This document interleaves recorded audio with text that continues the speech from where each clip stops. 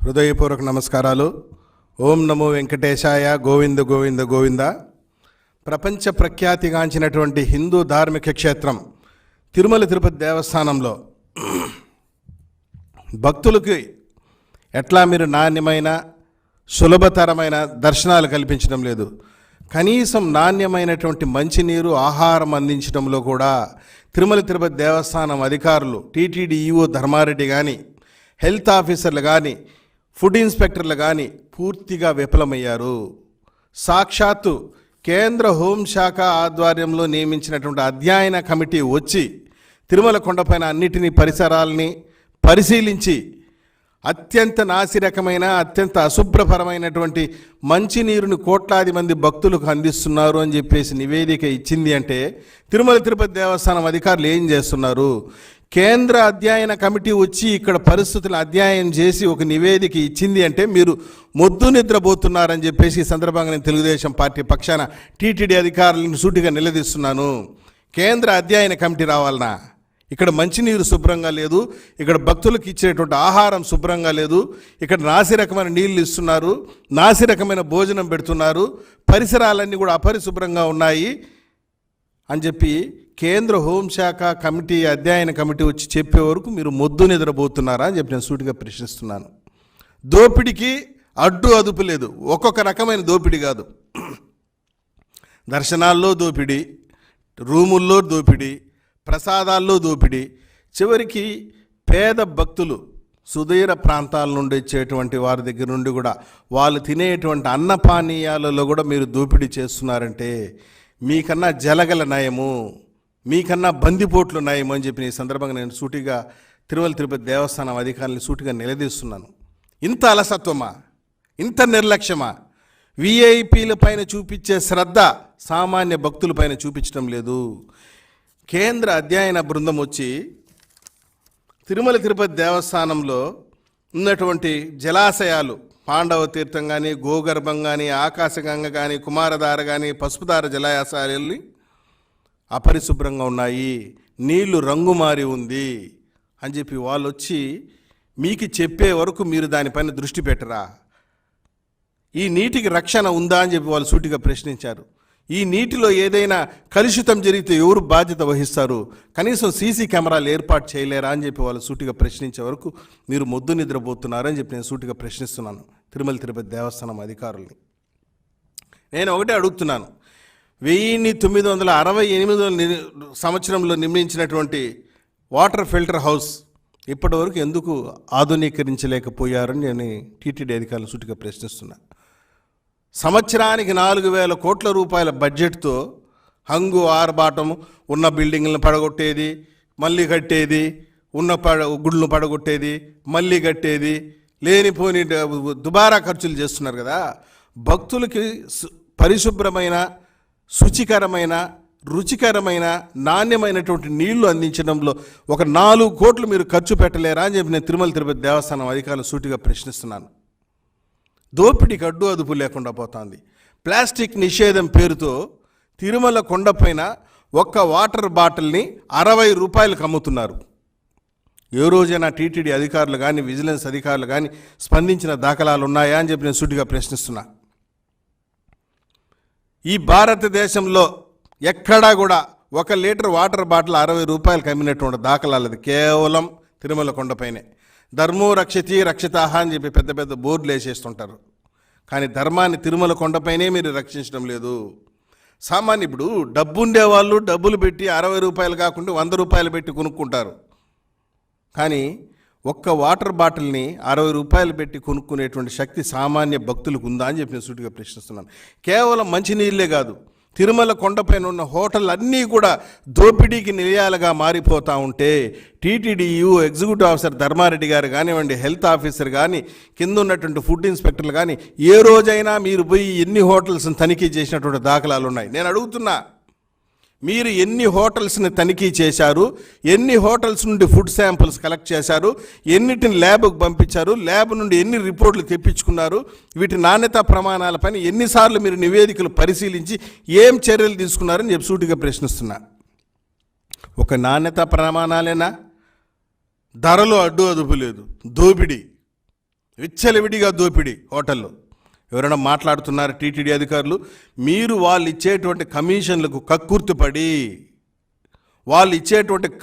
కక్కుర్తిపడి నాసిరకమైన భోజనం పెట్టినా, అపరిశుభ్రమైన భోజనం పెట్టినా, నిల్వ ఉంచినటువంటి రోజుల తరబడి నిల్వ ఉంచినటువంటి భోజనం భక్తుల మీద పెట్టినా మీరెవరు ప్రశ్నించటం లేదు, మీరెవరు అడగటం లేదు, మీరెవరు నిలదీయటం లేదు. కేవలం కమిషన్లు కక్కుర్తిపడి ఇదే పరిపాలన, ఇది పరిపాలన అని అంటారా అని చెప్పి నేను సూటిగా ప్రశ్నిస్తున్నాను. అంతెందుకండి,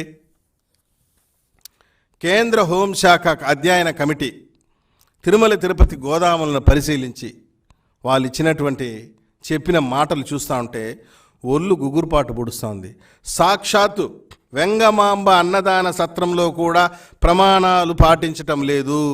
వెంగమాంబ అన్నదాన సత్రం, సాక్షాత్తు స్వామివారి అన్నప్రసాదం పెట్టేటువంటి వెంగమాంబ అన్నదాన సత్రంలో కూడా మీరు వినియోగించేటువంటి వస్తువులు అత్యంత నాసిరకంగా ఉన్నాయి.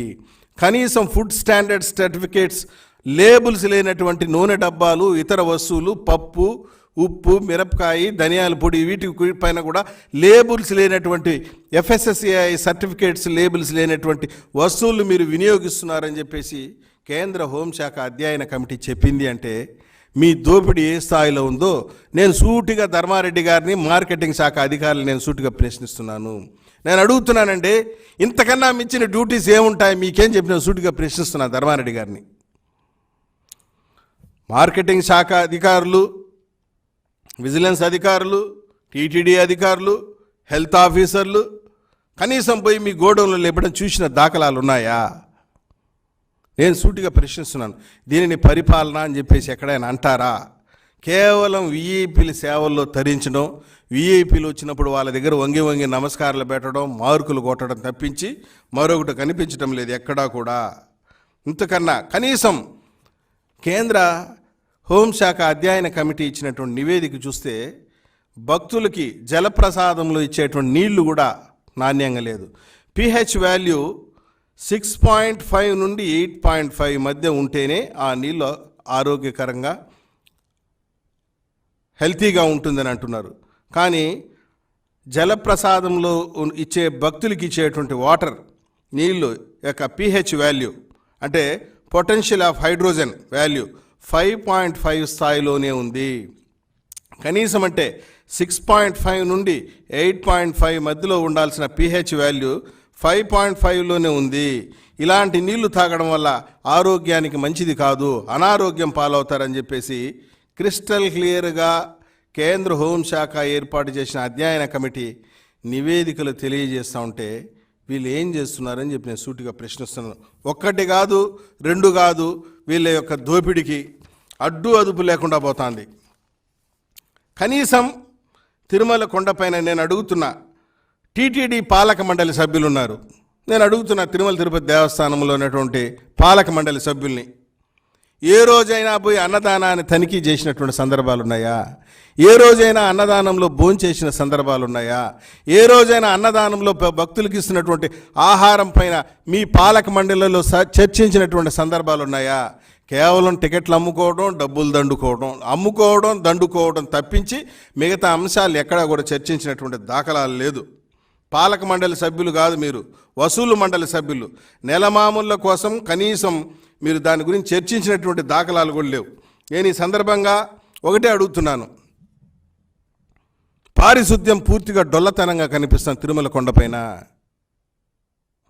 తిరుమల కొండపైన సామాన్యులకు ఇచ్చేటువంటి అద్దె గదుల గురించే ఒకసారి మాట్లాడండి, చర్చిద్దాము. అద్దె గదులు విఐపీలకి ఇచ్చేటువంటి అద్దె గదులేమో స్టార్ హోటల్లో తలపిస్తూ ఉంది. బ్రహ్మాండమైనటువంటి వసతులు, ఏసీలు, పారిశుద్ధ్యం. కానీ సామాన్యులకు ఇచ్చేటువంటి అద్దె గదులు నేను ఓపెన్ చేయాలని ధర్మారెడ్డి గారే కానీ, హెల్త్ ఆఫీసర్లు కానీ, ఇతరులు కానీ ఒక జాయింట్ కమిటీ వేద్దాం, పోదాం. సామాన్య భక్తులకి ఇచ్చేటువంటి అద్దె గదులు నందకం కానీ ఇంకొకటి కానీ ఎక్కడైనా ఇవి కావాల్సినటువంటి గెస్ట్ హౌస్లు పోదాం. బాత్రూమ్ తలుపులు ఇరిగిపోయి ఉంటాయి, కిటికీలు ఇరిగిపోయి ఉంటాయి, బాత్రూంలో బేసిన్లు ఇరిగిపోయి ఉంటాయి, ఫర్నిచర్లు అంతా కూడా చినిగిపోయి ఉంటాయి, మాసిపోయిన బెడ్షీట్లు, మాసిపోయిన దిండ్లు. ఇదే పారిశుద్ధ్యం అంటే? ఇదే సమానత్వం అంటే? పెద్ద పెద్ద కోటీశ్వరులకు విఐపీలకు ఒక రకమైనటువంటి వసతులు, సామాన్య భక్తులకి కనీసమైనటువంటి వసతులు. బాత్రూంలో తలుపులు ఇరిగిపోయి ఉంటాయి, కిటికీలు ఇరిగిపోయి ఉంటాయి, బెడ్షీట్లు మాసిపోయి ఉంటాయి, దిండ్లు మాసిపోయి ఉంటాయి, దిండు కవర్లు మాసిపోయి ఉంటాయి. ఎక్కడ చూసినా అపరిశుభ్రత రాజ్యమేలుతూ ఉంటుంది. మీరు ఏం చర్యలు తీసుకుంటారని చెప్పేసి నేను సూటిగా తిరుమల తిరుపతి దేవస్థానం అధికారుల్ని అడుగుతున్నాను, డిమాండ్ చేస్తున్నాను. ముఖ్యంగా ఈ సందర్భంగా నేను ఒకటే విజ్ఞప్తి చేస్తున్నాను. Tirumala Tirupati Devasthanam executive in charge executive officer Dharma Reddy గారు, మీరేం రెగ్యులర్ ఆఫీసర్ కాదు. కేంద్రం డిఫెన్స్ నుండి వచ్చారు. మీ అపాయింట్మెంట్ పైన అనేకమైనటువంటి విమర్శలు ఉన్నాయి, ఆరోపణలు ఉన్నాయి. మా ముఖ్యమంత్రి జగన్మోహన్ రెడ్డి గారికి ఏంటంటే, ఒక్క ధర్మారెడ్డి గారు తప్పించి ఈ తిరుమల తిరుపతి దేవస్థానం ఎవరు కూడా కాపాడలేరు. ఈయన ఒక్కడైతేనే ఎగ్జిక్యూటివ్ ఆఫీసర్గా పనిచేయగలడు, మిగతా ఎవరు కూడా చేయలేరు, ఈయన ఒక్కడే సమర్థుడు అని చెప్పేసి నిన్ను తీసుకొచ్చి పెట్టారు. కనీసం భక్తులకు మంచినీళ్ళు కూడా శుభ్రంగా వేయలేని పరిస్థితులు మీరున్నారు. ఇంత దుర్భరమైనటువంటి పరిస్థితి, దోపిడీకి ఒక అడ్డు అదుపు లేదా? కనీసం నాణ్యమైనటువంటి మంచినీళ్ళు, నాణ్యమైనటువంటి భోజనాలు. నేను అడుగుతున్నాను తిరుమల తిరుపతి దేవస్థానం ఎగ్జిక్యూటివ్ ఆఫీసర్ ధర్మారెడ్డి గారిని సూటిగా. అన్నదానంలో నాణ్యమైనటువంటి భోజనాలు లేవు, నాణ్యమైనటువంటి మంచినీరు ఇవ్వటం లేదు. గతంలో ధర్మారెడ్డి గారు గుర్తు చేసుకోవాలా, భక్తులందరూ కూడా గుర్తు చేసుకోవాలా, గతంలో తిరుమల తిరుపతి దేవస్థానంలో నాసి రకమైనటువంటి భోజనాలు పెట్టారని భక్తులు సాక్షాత్ అన్నదానంలోనే ఆందోళన చేసినటువంటి ఘటనలు మీరు మరిచిపోయారా? దాంట్లో నుంచి గుణపాఠం నేర్చుకోలేదా? ఇంకెప్పుడు నేర్చుకుంటారు మీరు గుణపాఠాలు? సూటిగా ప్రశ్నిస్తున్నాను ఎగ్జిక్యూటివ్ ఆఫీసర్ గారిని, హెల్త్ ఆఫీసర్స్ని, మార్కెటింగ్ ఆఫీషియల్స్ని, ఇతర అధికారుల్ని. సాక్షాత్తు భక్తులు ఆందోళన చేస్తే కూడా మీ యొక్క వైఖరిలో మార్పు రాలేదు. కేంద్ర కమిటీ వచ్చి ఇక్కడికి వచ్చి ఒక నివేదిక ఇచ్చే వరకు కూడా మీరు ఇంకా ముద్దు నిద్రపోతున్నారంటే ఇంతకన్నా దుర్మార్గమైనటువంటి పరిస్థితి మరొకటి ఉండదు. మరీ ముఖ్యంగా నేను ఈ సందర్భంగా ఒకటి విజ్ఞప్తి చేస్తున్నాను. జగన్మోహన్ రెడ్డి గారు ముఖ్యమంత్రిగా బాధ్యతలు తీసుకున్న తర్వాత దేవాలయాలన్నీ భ్రష్టు పట్టిపోయింది. ఒక్క తిరుమల తిరుపతి దేవస్థానం ఏమి, కాణిపాకం అయితే ఏమి, కాళహస్తి అయితే ఏమి, బెజవాడ కనకదుర్గమ్మ దేవాలయం అయితే ఏమి, అన్నవరం సత్యనారాయణ స్వామి దేవాలయం అన్నీ కూడా భ్రష్టు పట్టించారు.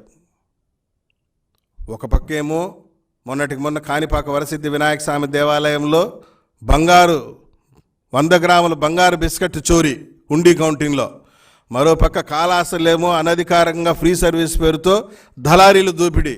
బెజవాడ కనకదుర్గమ్మ దేవాలయంలేమో మరో రకమైన దోపిడీ. ఈ విధంగా దేవాలయాలు భ్రష్టు పట్టించి చివరికి పరమ పవిత్రమైన తిరుమల కొండను కూడా అనకొండలాగా మింగుతున్నారు. ఇప్పటికైనా నేను ఒకటే డిమాండ్ చేస్తున్నాను, మీరు చేస్తున్న దందా అయితే ఏమి, మీరు చేస్తున్న దోపిడీ అయితే ఏమి, జల దోపిడీ అయితే ఏమి, ఆహార దోపిడీ అయితే ఏమి, వీటన్నిటిని అఖిలాండ కోటి బ్రహ్మాండ నాయకుడు, దేవదేవుడు, సీతానాయకుడు, శ్రితజన పోషకుడు, జగత్పాలకుడు సూటిగా గమనిస్తున్నాడు. నేను ఒకటే డిమాండ్ చేస్తున్నా, కనీసం వంటశాలనన్నా పరిశుద్ధంగా పెట్టుకోండి. నాసి రకమైనటువంటి భోజనాలు పెట్టడం మానుకోండి. కక్కుర్తి పడబాకండి డబ్బుల కోసం. స్వామివారికి ఇచ్చేటువంటి లడ్డూ ప్రసాదాల తయారీలో కూడా నాసి రకమైన వస్తువులు వాడొద్దండి. మీరు నాసి రకమైన వస్తువులు వాడటం వల్ల లడ్డూ యొక్క శుచి, శుభ్రత, నాణ్యత పూర్తిగా లోపించింది.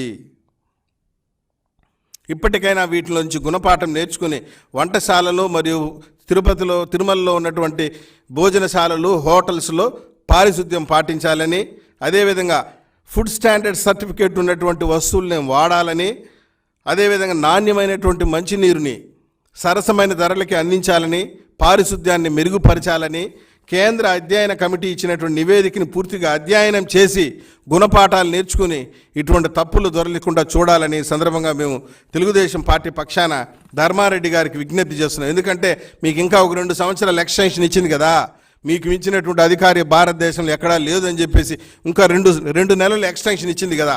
నేను ఒకటే చెప్తున్నాను, రేపు 4వ తేదీ మా నాయకుడు ముఖ్యమంత్రి అవుతున్నాడు, నారా చంద్రబాబు నాయుడు గారు. మీరు చేసినటువంటి అక్రమాలు, మీరు చేసినటువంటి దోపిడీలు, మీరు చేసిన దందాలు, మీరు చేసినటువంటి